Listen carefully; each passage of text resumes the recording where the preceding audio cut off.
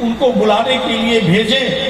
अभी सेवक गए ही हैं। इससे पहले राम के वियोग में जब दशरथ जी को प्राण पता चला कि मेरा प्राणनाथ मेरा राघव अयोध्या से नहीं आया, तो दशरथ जी बेचैन नहीं रहा गया और इतने व्याकुल हुए कि वही स्वप्न बार बार आने लगा। अरे कौशल्या, मुझे क्या हो गया?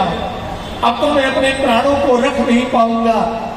वह श्रवण कुमार मुझे मारने के लिए आ रहा है, हाथों में बाण लिया हुआ है। बहनों, आपको कथा पता है ना, दशरथ जी गए थे और श्रवण कुमार के पिता जल भरने के लिए गए थे। शब्दवेदी बाण चलाया, वो भी सरजू जी में उनको लगा कि कोई शायद पशु होगा, लेकिन वो बाण श्रवण कुमार को लग गया।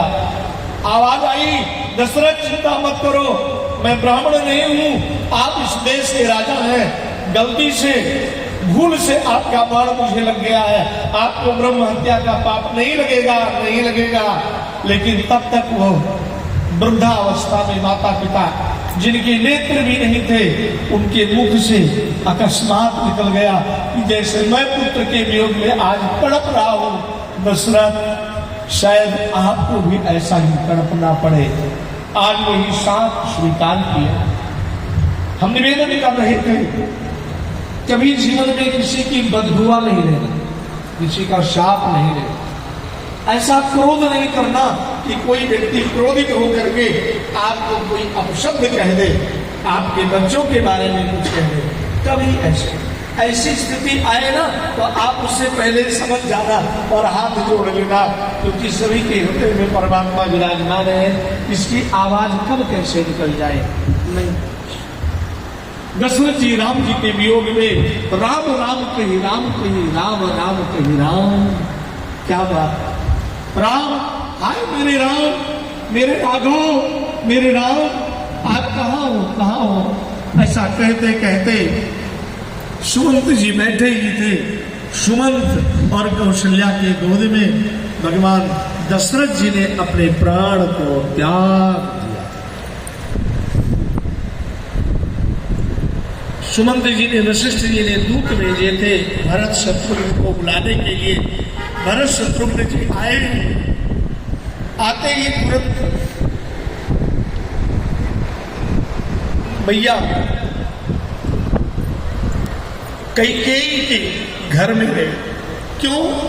कैकेयी मेरे ठाकुर जी को बहुत अधिक प्रेम करते। मैंने उस दिन निवेदन किया था कि कैकेयी भगवान राम को बहुत प्रेम करते, और कैकेयी ने भगवान को इसलिए वनवास मांगा, यदि मेरा राम जंगल जाएगा और 14 वर्ष तक जंगल में रहेगा, ऋषियों मुनियों के दर्शन करेगा, तो उसके सारे मन, उसका ज्ञान वर्धन हो जाएगा। और जब अयोध्या में आएगा, राजा बनेगा, तो कोई हमारे राम के ऊपर अंगुली नहीं उठा पाएगा, क्योंकि ऋषियों मुनियों का आशीर्वाद लेके आएगा और 14 वर्ष तक जंगल में रहेगा।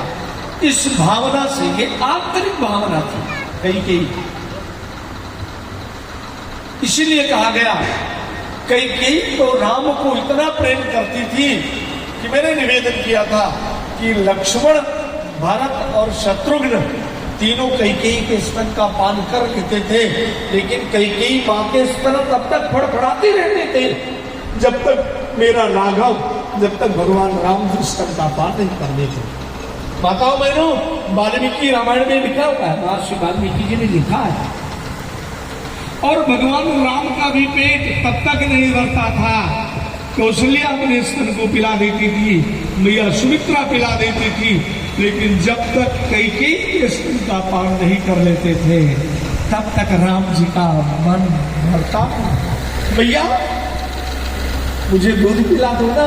और माँ अपनी आंचल उठा करके जब राघव को अपने आंचल के नीचे करती थी, आनंद आ जाता।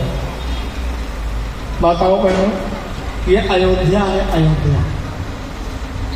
राम जी कहाँ आए? उत्तर प्रदेश में ना, अयोध्या। और कन्हैया कहाँ है? उत्तर प्रदेश में। 2 पूर्ण अवतार हैं, एक राम और कृष्ण, दोनों मेरे उत्तर प्रदेश में हैं।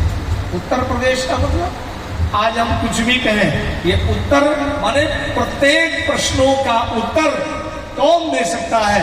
या राम रामायण के माध्यम से दे सकते हैं या कृष्ण गीता के माध्यम से दे सकते हैं। इन दोनों के उत्तर प्रदेश से प्राप्त हो। और मेरे राम जी, किसी ने पूछा एक बात बताओ, राम और कृष्ण ये दोनों उत्तर प्रदेश में क्यों आए? तो एक संत ने बड़ी सुंदर बात कही, कहा उत्तर प्रदेश में ठाकुर जी वहां आते हैं आंचल के नीचे, ठाकुर जी को दूध पीना होता है ना, आंचल के नीचे।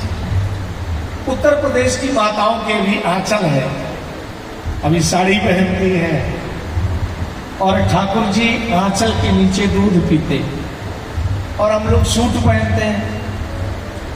कन्हैया को दूध पिलाएंगे तो कैसे, स्तनपान कराएंगे तो कैसे? मतलब ये है आंचल बहुत जरूरी है, आंचल बहुत जरूरी है। इसलिए माता बहनों, जब कभी कथा प्रवचन हो ना, तो अपनी संस्कृति का, मुझे लगता है हम आपको कुछ कह नहीं रहे हैं, लेकिन कथा में साड़ी पहन के आए हैं।